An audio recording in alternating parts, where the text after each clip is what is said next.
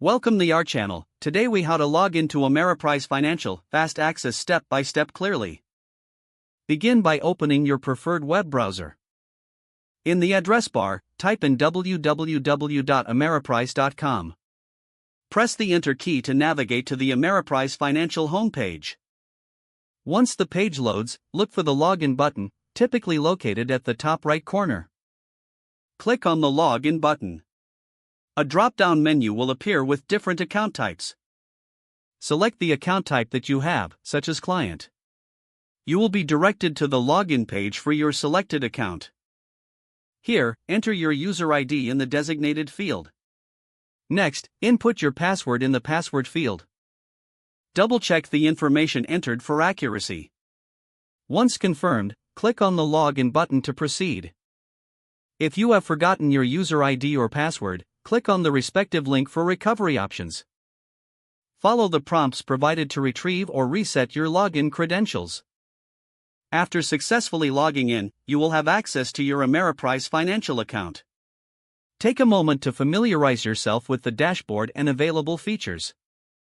If the page does not load, refresh the browser or try again in a private or incognito window. Make sure you are using the correct email address, then retype it carefully to avoid small typos. If your password is not accepted, use the reset option and create a new strong password you can check your spam folder for verification or security emails, then complete any requested confirmation steps.